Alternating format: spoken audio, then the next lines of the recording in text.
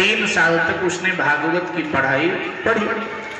अब गुरुदेव ने परीक्षा लिया तो परीक्षा में वो उत्तीर्ण हुआ। गुरुदेव ने कहा कि देखो अब भागवत के तुम पंडित हो गए हो, अब समाज में जाकर के भागवत का प्रचार करो। भागवत की एक पोथी भी गुरुजी ने उसको पीले कपड़े में लपेट करके प्रसाद के रूप में प्रदान किया। और वो नवयुवक 3 वर्षों के बाद में वो ब्राह्मण नवयुवक अपने गांव की ओर चला। बनारस से उसने ट्रेन पकड़ी गांव के लिए, लेकिन गांव पहुंचने में 2 ट्रेन बदलनी पड़ती थी। तो ये ट्रेन बनारस से पकड़ी, टिकट लिया और बैठ गया। अब जहां तक ट्रेन थी वहां तक आया, अब वहां से छोटी लाइन पकड़नी थी, सो उतर गया। अब जब उतरा तो अब उसको छोटी लाइन की ट्रेन पकड़नी है, टिकट लेना है। अब खिड़की पर गया, जब जेब में हाथ डाला तो जेब ही नहीं था, दोनों जेब ही नहीं थे। और जेब नहीं तो फिर पैसे कहाँ से, जेब कट गए। अब उसको लग रहा था कि हमारी तो कटेगी, क्योंकि हम तो तिलक चंदन वाले हैं। अब तिलक चंदन वालों को लोग बख्शेंगे, हमारी कौन काटेगा। लेकिन ये नहीं पता कि तिलक चंदन वालों की पहले कटती है जेब, बाकी लोगों की भले बच जाए, इनकी पहले जाती है। अब दुनिया में लोग भी तो बड़े विचित्र होते हैं। अब कार्तिक में, सावन में गंगा जी पर मेला लगता है। अब लोग गंगा स्नान करने जाते हैं कि भाई ब्रिज घाट नजदीक है, चलो स्नान करा। अब कपड़े उतार करके रख देते हैं, लोग गंगा में डुबकी लगा रहे होते हैं। तो उनके पितर स्वर्ग में बड़ी प्रसन्नता से एक दूसरे से कहते, देखो ना देखो, ये भैया हमारे घर का है, हमारे कुल का है, देखो ना गंगा स्नान करने आया है। धन्य भाग्य हमारे कुल का कोई गंगा स्नान तो करने आया। अरे ये हमारे कुल की बहू है, अरे हमारे कुल की बेटी है, देखो ना गंगा स्नान कर रही है, देखो ना गंगा स्नान करने आए हैं, देखो। वो खुशी मनाते हैं। लेकिन कुछ लोग ऐसे भी घूमते रहते हैं कि तुम करो हर हर गंगे, हम कर देंगे तुमको नंगे। तुम तो वहां हर हर गंगे कर रहे होते हो और वो तुम्हारा कपड़ा, रुपया, मोबाइल उठाकर गायब। तो उनके पितर भी ये सब देख रहे होते हैं, तो सर पटक पटक के रोते हैं, सामने वालों से कहते हैं हमारे कुल में ऐसे पैदा हुए हैं जो तीर्थ यात्रियों के भी वस्त्र और कपड़े, मोबाइल चुरा रहे हैं, ऐसा हमारा कुल, नरक भोगेंगे ये। वो बड़े उदास होते हैं, रोते हैं। तो अब ये बेचारा टिकट खिड़की पर गया और देखा कि जेब ही नहीं, तो बोला काउंटर पर कि सर मुझे फला जगह जाना था, आप बोले ऐसे मुफ्त में टिकट नहीं मिलता, पैसा लेके। अब बेचारा जिसके आगे हाथ फैलाए वही डांटे, हट्टे कट्टे घूम रहे हो, भीख मांगना सीखा। बड़ा परेशान हो गया। तब तक ध्यान बगल में गया कि भागवत की पोथी तो है ना मेरे पास, तो जहां कथा सुनाऊंगा वहां पैसा मिल ही जाएगा, किराया भर का हो जाएगा, गांव चला जाऊंगा। अब वहां लोगों से पूछे भैया भागवत सुनोगे, हर कोई डांटे, रेलवे स्टेशन पर भागवत, चुप चुप। अब बेचारा बड़ा परेशान। तो पूछा यहाँ कोई गांव है, तो एक ने बताया हाँ यहाँ से 10 किलोमीटर पर एक गांव है। बड़ा पिछड़ा क्षेत्र था, स्वामी प्रसाद मौर्य का क्षेत्र था, बड़ा पिछड़ा। तो फिर वो पोथी दबाया और एकदम धोती ऊपर किया और लंबे कदम बढ़ाए और दोपहर में वो उस गांव में पहुंच गया। वो एक महात्मा बता रहे थे कि उसी का गांव था, स्वामी प्रसाद मौर्य का नाम चंडाल प्रसाद हो गया, तो उसी का गांव था। तो गांव में पहुंच गया। अब गांव के बाहर एक ब्राह्मण देवता का घर था, मतलब नाम के ब्राह्मण थे, वैसे ब्राह्मणों वाले कोई बात नहीं थी। तो देखा वो नहा रहे थे कुएं पर, तो उसको लगा कि ये तो अपने बरादरी के लग रहे हैं। तो जा करके इसने प्रणाम किया, पंडित जी पाए लागू। तो उसने मुड़ करके देखा और घूर करके मुंह फेर लिया, धीरे से बोला जय हो। तो उसको लगा यार अजीब आदमी है, तो खुश नहीं हुआ।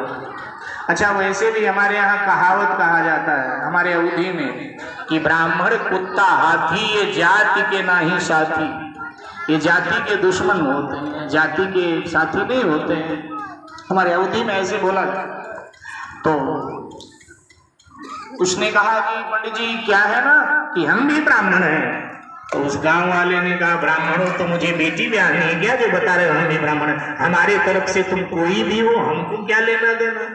नहीं नहीं पंडित जी, बात क्या है ना कि हम बनारस से आ रहे हैं, हमारी तरफ से कलकत्ता से आओ, हमको क्या मतलब कहाँ से आ रहे हो।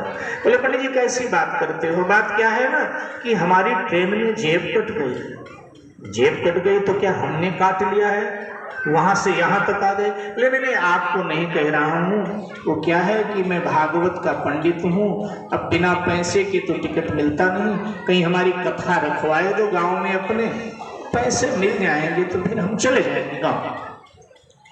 तो कहा ये भागवत क्या होता है।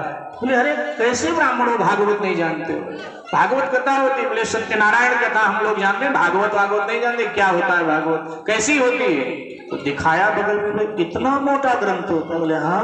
बोले यहाँ कोई कथा वथा नहीं सुनेगा, जाओ, न जाने कहाँ से आ गए, कथा सुनाएंगे कथा, जाओ। और जब डांटा तो बेचारा मुड़ के चल तो पड़ा, लेकिन चलते चलते सुना दिया कि जो जाति का नहीं सगा वो किसी का सगा नहीं, ये कह करके चल पड़ा। तो अब थोड़ा इसको लगा कि यार अपनी जाति बिरादरी का लड़का है। तो सुनो सुनो, ये बबूल के पेड़ के नीचे बैठ जाओ, हमारे गांव में एक मौर्या रहते हैं, तो मैं उनके पास जा रहा हूँ, उनसे कहता हूँ कि कथा करवाए। तो गया, उस समय चुनाव नहीं लड़ता था ये, उस समय ये चुनाव नहीं लड़ता था। तो घर के बाहर इसके चबूतरा था, तो चबूतरे पर बैठ करके ना ये पंचायत निपटा रहा था। 10 लोग बैठे हुए थे, पंचायत निपटा रहा था। तो वो गांव वाले पंडित जी गए, बोले वो क्या है ना कि एक पंडित आया है बनारस से और कह रहा है कि भागवत दिखाएंगे। उन्होंने कहा था सुनाएंगे, लेकिन अब पंडित जी भी अनपढ़ ही थे, बोले कह रहा है भागवत दिखाएंगे। तो मौर्या ने कहा कि कुछ नहीं देखना, भागवत भागवत न जाने कहां से चले आए, जाओ मना कर दो। तो मुड़ करके पंडित जी गांव वाले चल पड़े। तब तक इसके 2 बच्चे वहां खेल रहे थे, तो दोनों बच्चे कहने लगे नहीं नहीं पापा भागवत देख ली। उन्होंने समझा कोई खेल होगा। नहीं नहीं पापा भागवत देख ली हूँ, रोने लगे। और जब रोने लगे तो इसने पंडित जी को कहा बच्चे नहीं मान रहे, बोला लाओ भागवत दिखाए। अब पंडित जी गए, बोले चलो भागवत दिखाओ। अब वो बेचारा कहने लगा पंडित जी लोटा बाल्टी दो, थोड़ा नहा ले और कपड़े तो बदलने, अब ऐसे कैसे बैठेंगे भागवत कहने के। बोले अरे वो मना कर देगा, जैसे तैसे तैयार हुआ है, जल्दी करो, कोई नहाना धोना नहीं। बोले पंडित जी चंदन होगा। बोले चंदन क्या होता है, अब इतना पिछड़ा गांव पता नहीं चंदन क्या। बोले चंदन क्या होता है। तो उसको लगा निहायत मूर्ख है, गांव में बसते हैं क्या। तो उसने मिट्टी वहां गीली पड़ी थी, उठाया और तिलक उलक खींचा और हाथ में जल लिया, ओम पवित्र पवित्र हुआ, मंत्र पढ़ करके जल वल छिड़का और भागवत को माथा टेका कि क्षमा करना महारानी, क्या करें जैसे तैसे। पोथी लेके आ गया। अब पोथी लेके आया, तब तक ये मौर्या भीतर रोटी खाने चला गया था। वो 10 बैठे होते, उसके 2 लड़के वहां खेल रहे थे। तो बोले जी व्यास गद्दी वद्दी नहीं, कैसे भागवत कहें। तो कहा अरे व्यास गद्दी वद्दी कुछ नहीं, यहाँ नहीं जानते हैं कोई, यहीं चबूतरे पर एक किनारे बैठ जाओ। बड़ा सा चबूतरा था, तो एक किनारे भागवत के पंडित जी बैठ गए और अपना पोथी खोल के श्लोक पढ़े, अर्थ कहें। वो 10 बैठे और दोनों उसके लड़के वहां बैठे। वो सोच रहे थे अभी पोथी में से कुछ निकलेगा, अभी निकलेगा जरूर कुछ, ये शायद कुछ मंत्र पढ़ रहे हैं, जादू पढ़ रहे हैं, अभी निकलेगा। इतने में साहब ये चंडाल प्रसाद मौर्या भोजन करके आ गया, वहीं सोया करता था चबूतरे पर। तो लेट गया।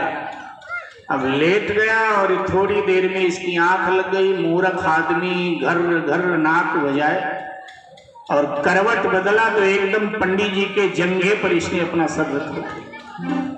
अब घर घर करे तो पंडित जी को और परेशानी हो, तो पंडित जी ने धीरे से हाथ लगाया, स्वामी प्रसाद जी, अरे मौर्या साहब उठो उठो, भागवत सुनो भागवत सुनो।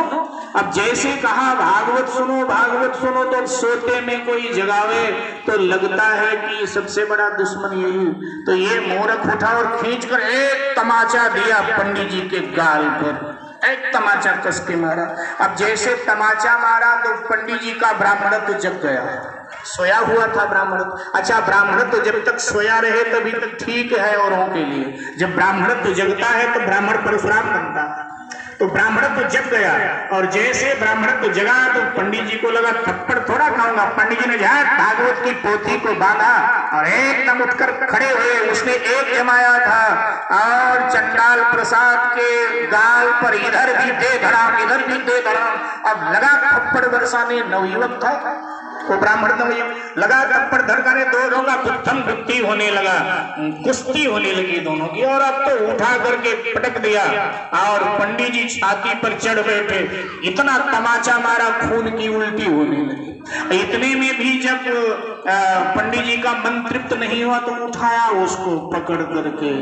और गर्मी के दिनों जब अनाज आना होता था पुराने जमाने में घर, तो माताएं बहनें मिट्टी का एक पात्र बनाती थी पहले। आजकल तो एल्युमिनियम कहा जाता है। क्या बोलते हैं आपके यहाँ बनता था पहले? क्या गेहूं रखने के लिए, दाल रखने, क्या बोलते हैं उसको आपने?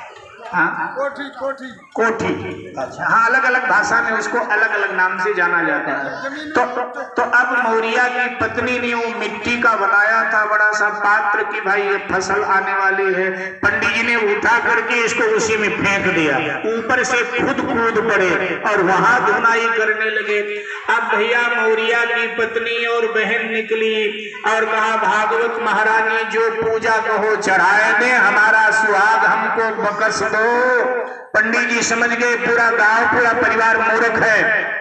पंडित जी कूद के बाहर आ गए, हम कर रहे हैं। बोले 500 रुपया लूंगा। बोली 1000 दूंगी, मेरा सुहाग बख्शो। और 1000 लेकर के आई, पकड़ाया। पंडित जी ने पोथी उठाया और लंबे कदम रेलवे स्टेशन की ओर, लेकिन मुड़ मुड़ करके खड़े हो जाते। थोड़ी देर करते हम करते हैं। तो गांव वाले कहते हैं और पत्नी कहती है मौर्या की कि भागवत महारानी खेलती हुई जा रही, खेलती हुई जा रही भागवत महारानी। अब पंडित जी तो चले गए। अब जैसे तैसे इसको निकाला गया बाहर। थोड़ी देर बाद में इसको होश आया। गांव के लोग कहने लगे कि देखो आप तो पैसे में भी और शरीर में भी मजबूत थे, सो भागवत आपने देख लिया।